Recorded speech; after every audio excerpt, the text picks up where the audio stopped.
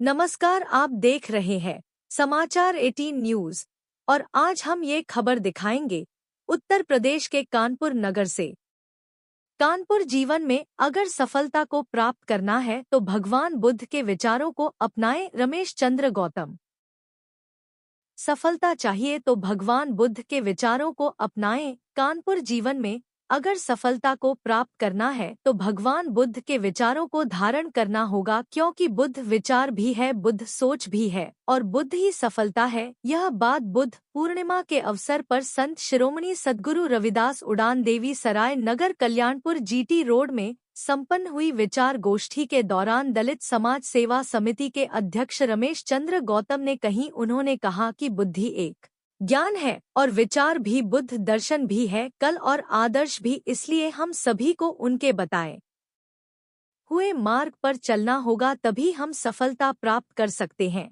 उन्होंने युवा पीढ़ी से अपील करते हुए कहा कि भगवान बुद्ध के इतिहास को अवश्य पढ़े, मन लगाकर पढ़ेंगे तो ज्ञान की प्राप्ति अवश्य होगी और सफलता में आपके कदम चूमेगी। विचार गोष्ठी के दौरान अध्यक्ष रमेश चंद्र गौतम ने कहा कि आज के ही दिन बुद्ध का जन्म हुआ था और आज के ही दिन उन्हें ज्ञान की प्राप्ति भी हुई थी, और सबसे महत्वपूर्ण बात यह है कि आज ही के दिन उनका निधन भी हुआ था। लेकिन भगवान बुद्ध ने ज्ञान की प्राप्ति के उपरांत जो समाज के लोगों को ज्ञान दिया है वह अपने आप में काबिले तारीफ है, इसलिए सभी लोग उनके विचारों को अपनाएं ताकि वह सफल इंसान बन सके। गोष्ठी में अन्य वक्ताओं ने भी अपने अपने विचार प्रकट किया। इस दौरान मौजूद रहे बौद्धाचार्य रमेश चंद्र गौतम, विनोद कुमार कुरील, छोटेलाल जिज्ञासु, राजकुमार गौतम, शंभू नाथ कुरील, मुंशीलाल गौतम, आदेश कुमार कुरील,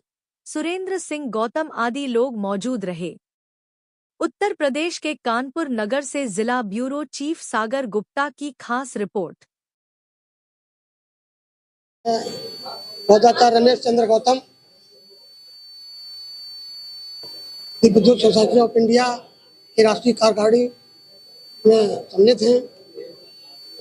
आज तथागत बुद्ध की बुद्ध जयंती पूरे विश्व में मनाई जा रही है और इसीलिए तथागत बुद्ध को विश्व गुरु कहा गया है।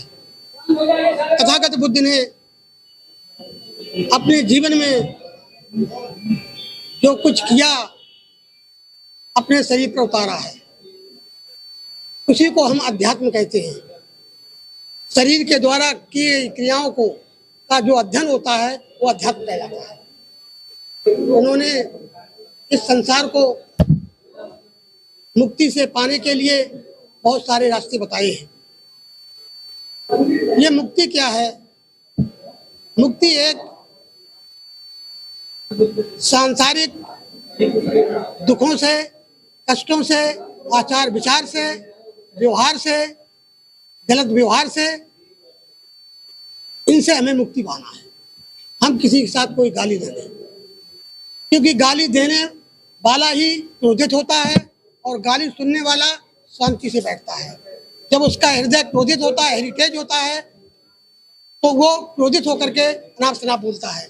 तथागत बुद्ध ने इस पर लगाम लगाई कि बैर को बैर से नहीं धोया जा सकता है, बैर को हमेशा प्यार से, करुणा, मैत्री से धोया जा सकता है। तो इसलिए तथागत बुद्ध को जो है विश्व गुरु कहा गया है। आज के परिप्रेक्ष्य में जो हमारी सरकारें कर रही हैं,